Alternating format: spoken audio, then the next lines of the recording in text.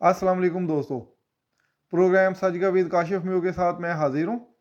दोस्तों आज हम सियासी जमातों की एक तो इंतखाबी मुहिम पर बात करेंगे।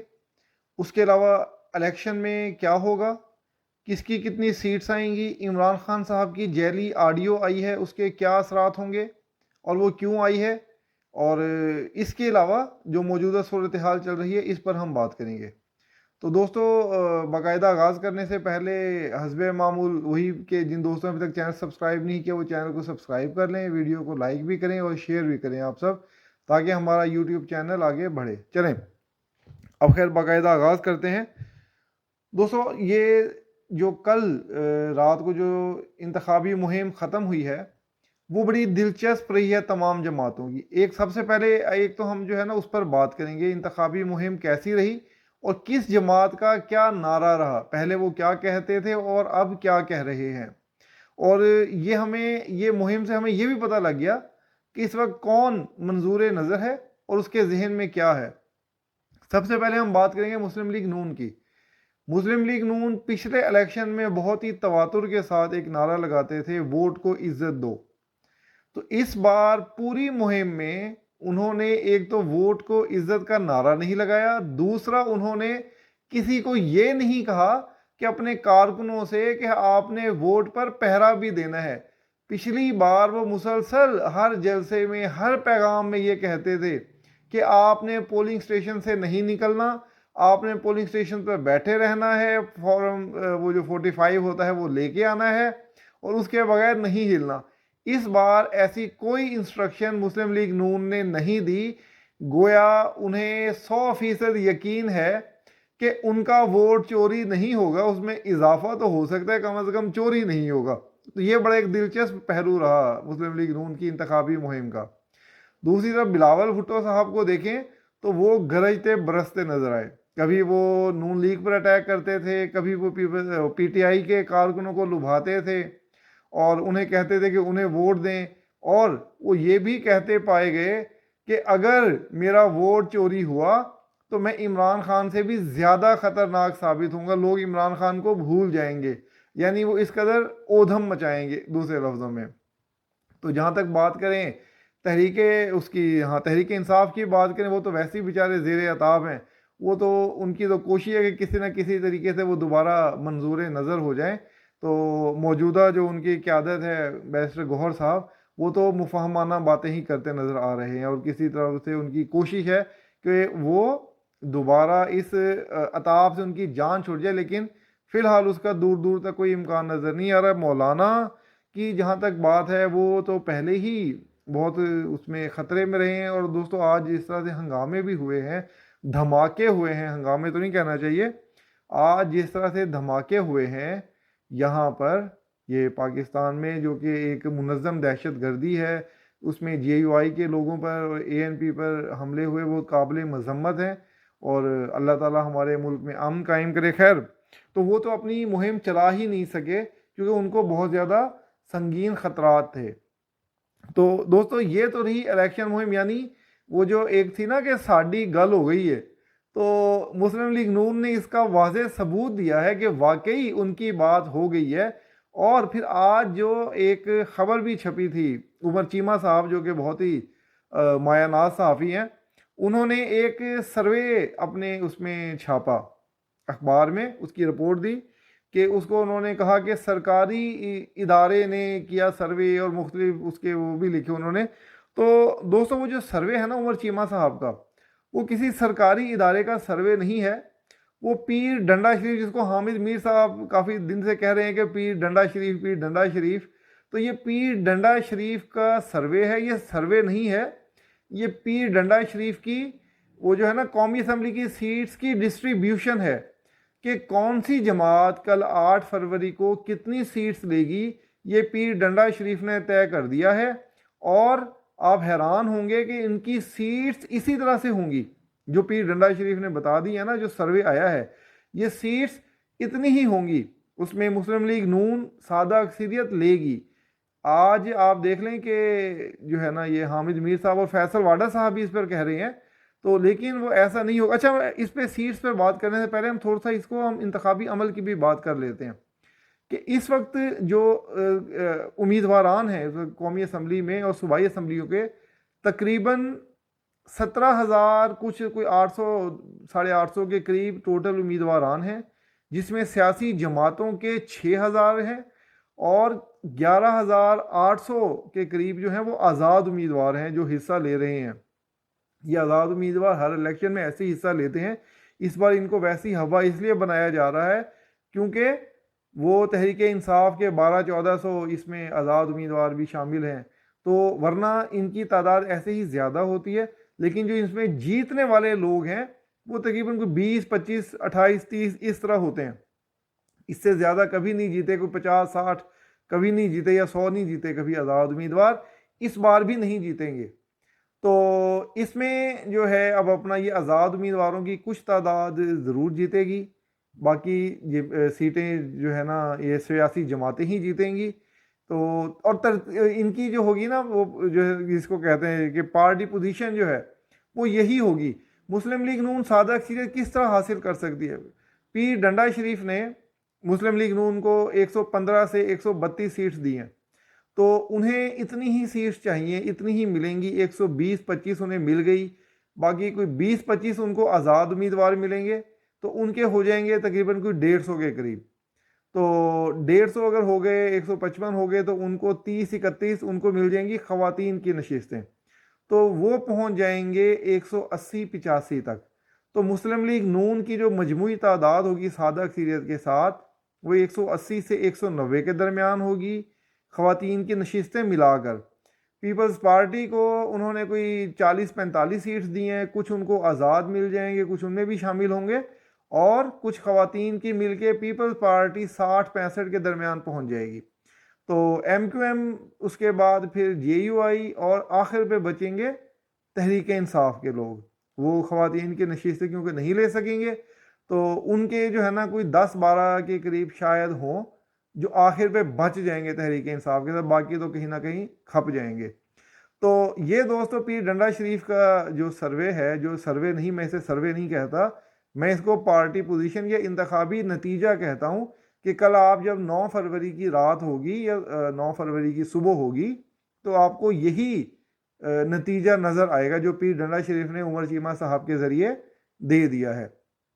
तो दोस्तों ये अलमिया भी है, मतलब अगर इस तरह ही इलेक्शन होना है तो इस इलेक्शन का कोई फ़ायदा नहीं है। ये अब तकरीबन कोई 57-58 अरब रुपया लग रहा है, या पता नहीं 45-50 अरब रुपया लग रहा है। अगर इसी तरह का इलेक्शन करवाना है तो क्या फ़ायदा? इससे बेहतर है कि इसी रकम से कोई हस्पताल बना लें, कोई सड़कें बना लें, कोई और इदारा बना लें, कोई रिसर्च के ऊपर लगा लें इस पैसे को। आप इसी तरह पार्टी पोजीशन के मुताबिक आप खुद ही कर लें सेलेक्ट, जो मैंने पहले भी एक बार तजवीज़ दी थी कि आर्मी चीफ की मुद्दत मुलाजमत 5 साल कर दें, ताकि वो हर आर्मी चीफ अपनी मर्ज़ी की असम्बली खुद ही सेलेक्ट कर ले, अपना वज़ीर आज़म बना ले, 5 साल के बाद नया आर्मी चीफ आए वो नहीं बना ले, तो ठीक रहेगा।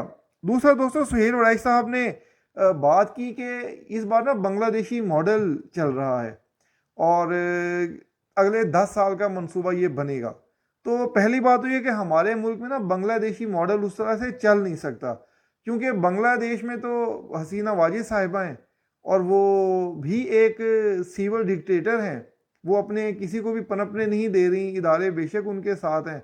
तो इस तरह का मॉडल से तो बेहतर है कि हम बगैर इलेक्शन वाला मॉडल, हम फिर चाइना मॉडल बना लें जिसमें इलेक्शन ना हो और बस खुद ही कुछ लोग हुकूमत साजी कायम कर दें और मामला चलता जाए। तो दोस्तों ये बहुत ही अलमनाक सूरत हाल है। मुझे कम से कम 10 साल मॉडल कोई नज़र नहीं आ रहा। अगर नवाज शरीफ साहब वज़ीर आज़म बन गए तो हर मॉडल ने फेल हो जाना है। दूसरा दोस्तों बात यह कि आज शहबाज शरीफ साहब ने भी बात की, बिलावल भुट्टो साहब ने भी टीवी पर बात की, बैरिस्टर गौहर साहब ने भी बात की। शहबाज शरीफ साहब ने जो बात कर रहे थे वो बहुत अच्छी, और उन्होंने एक बात ये कही कि अगर तो हमें सादा अक्सरियत मिल गई फिर तो हमारे उम्मीदवार होंगे मियाँ नवाज शरीफ साहब। अगर हमें सादा अक्सरियत ना मिली तो फिर हम मुशावरत करेंगे कि किसे बनाया जाए।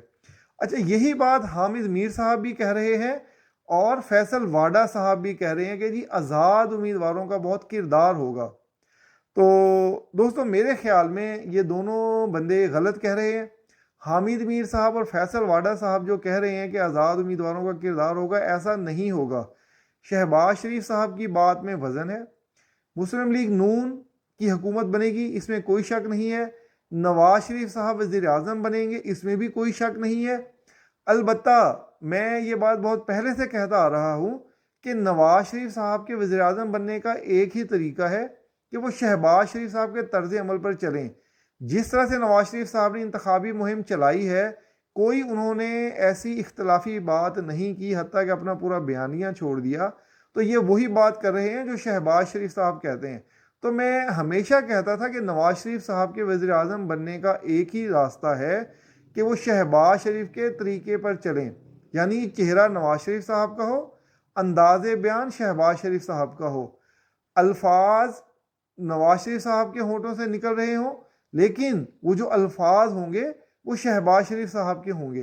तो इसी रास्ते पे चल के नवाज शरीफ साहब चौथी बार वज़ीर आज़म बन सकेंगे। और अगर उन्हें वाकई बनना चाहते हैं तो फिर यही एक तरीका है इख्तलाफ से बचने का, वरना हर मॉडल ख़राब हो जाएगा। नवाज शरीफ साहब फिर एक बार फड्डा कर लेंगे, 2-2.5 साल के बाद चलता हुआ मुल्क फिर पीछे जाएगा। इस्टेब्लिशमेंट ने तो नहीं सीधा होना। अगर आप ये तवक्को करें कि इस्टेब्लिशमेंट सीख जाएगी या पीछे हट जाएगी, वो नहीं होंगे पीछे। थोड़ा बहुत ज़रूर हो सकते हैं, लेकिन फिर कुछ पीछे हट के वो ज़्यादा कुव्वत से आगे आते हैं। तो ये नवाज शरीफ साहब को सोच लेना चाहिए कि वो इसको हैंडल कर सकेंगे या नहीं कर सकेंगे। तो खैर दोस्तों, अब हम बात करते हैं कि इसमें हामिद मीर साहब की तो खैर हमने कर लिया। अब आज आपने देखा होगा कि अभी रात गए एक फेक ऑडियो वीडियोस की भरमार हो गई है। एक तो इमरान खान साहब की ऑडियो आई है कि इसको गरीदा फारूकी साहब ने भी कहा कि वो एक अच्छी सहाफ़ी हैं, लेकिन उसके बावजूद उन्होंने इस तरह का फजूल काम किया है। ये बहुत ही शर्मनाक हरकत है कि जानते बूझते आप एक फ़ेक चीज़ को फैलाएं। तो वो इमरान खान साहब की जो ऑडियो है वो फ़ेक है। उसके अलावा फिर उम्मीदवारान की ऑडियोज़ आना वीडियो शुरू हो गई हैं जो कि आर्टिफिशियल इंटेलिजेंस से आ रही हैं। इमरान खान साहब की, उस्मान डार साहिबा की वालदा की आ गई, राजा बशारत है वो पिंडी वाले, उनकी आ गई, एक और सूबाई असम्बली के उम्मीदवार हैं उनकी आ गई, लोधरा में वैसे ही उम्मीदवार बैठ रहे हैं, कुछ और जगहों पर भी बैठ रहे हैं। तो कल जो वोटिंग पड़ रही होगी उसमें आपको तहरीक इंसाफ के पोलिंग स्टेशंस बहुत कम नज़र आएंगे। वोटर्स ज़रूर निकलेंगे, लेकिन इतना वोटर नहीं निकल सकेगा जो कि इनकलाब ले आए। इनकलाब लाने के लिए तहरीक इंसाफ का अगर इनकलाब आना है तो इसमें तकरीबन 80% वोटिंग टर्नआउट होना चाहिए। तो कल का जो टर्नआउट होगा वो तकरीबन कुछ 40% तक होगा, 40-45% होगा। 50% ऊपर जाता हुआ मुझे नज़र नहीं आ रहा। तो मेरे काफ़ी जानने वाले हैं पीटीआई वाले, वो कह रहे हैं कि उन्होंने वोट देने नहीं जाना। तो ये टर्नआउट कम होगा और इसी टर्नआउट के ऊपर ये वाला नतीजा बनेगा। तो दोस्तों, मैं कहना यह चाहता हूँ कि ये जो लोग ये इमरान खान साहब की जैली ऑडियोज़ और या उम्मीदवारान की वीडियोज़ बना रहे हैं, ये बहुत ही गलत हरकत है, ये काबिल मजम्मत है। और ये इस बात का सबूत है कि आप लोग इमरान खान की ताकत को हैंडल नहीं कर पा रहे। यानी वो कहते हैं ना कि वो जेल में बैठा हुआ भी ताकतवर है, तो आप ये साबित कर रहे हैं कि इमरान खान जेल में बैठकर भी बहुत ताकतवर है कि आपको उसके खिलाफ झूठी और फेक चीज़ें फैलानी पड़ रही हैं। ये आपके कमज़ोर होने का सबूत है। तो मेरे ख्याल में ऐसा नहीं करना चाहिए और ये बिल्कुल गलत है। गरीदा फारूकी साहिबा को भी नहीं करना चाहिए था। तो बेहतर ये है कि इसको आप अभी थम जाएं, इसको इस तरह मत करें। आप देखें आप कहाँ गलत हैं। मैं बार बार कहता हूँ कि मिसाके सियासत करें। सियासी जमातें अगर ये तो अक्सरियत आ जाएगी, इस्टेब्लिशमेंट भी जीत जाएगी, तहरीक इंसाफ हार जाएगी, लेकिन आप अपने तर्ज अमल पर ज़रूर गौर करें कि आखिर वो वोटर क्यों इमरान खान की तरफ गया। ये तमाम वोटर, वो जिसको कल्ट भी कहते हैं, सब उस तरह के नहीं है। कुछ लोग वाकई इस सिस्टम से और इस निज़ाम में बेहतरी चाहते हैं। वो सियासी जमातों के अंदर जो रवैया है उससे नाखुश हैं, वो मौरूसियत के ख़िलाफ़ हैं। आपको इन चीज़ों पर इनको तब्दील करना पड़ेगा। अगर आप इस मुल्क को तब्दील करना चाहते हैं तो आपको अपनी ये जमातों में तब्दीली लानी पड़ेगी, वरना आप इस तरह के फ़ेक हथकंडे, फेक ऑडियोज़ वीडियोज़ से ज़्यादा देर तक मतलूबा नताइज हासिल नहीं कर सकेंगे। पाकिस्तानी अवाम जो अभी ज़रूर वो डरे हैं और ऐसे ही रहेंगे, लेकिन जो मौजूदा सियासी जमातें अगर वो चाहती हैं कि दोबारा कोई और तीसरी कुव्वत ना आए, तो उन्हें अपने अंदर तब्दीली लानी पड़ेगी। कल का दिन इलेक्शन का दिन है, क्या नतीजा आएगा वो मैं आपको पहले ही बता चुका हूँ। तो इसके अलावा दोस्तों अब कल देखते हैं कि क्या होता है, टर्न आउट कितना रहता है और क्या ये सीट्स उसी तरह आती हैं इस तरह आपको मैंने बताई है। तो इसके ऊपर हम इंशाल्लाह कल बात करेंगे। तो दोस्तों इसके साथ ही मुझे इजाज़त दीजिए, अपना बहुत सा ख्याल रखिएगा। शुक्रिया, अल्लाह हाफिज़।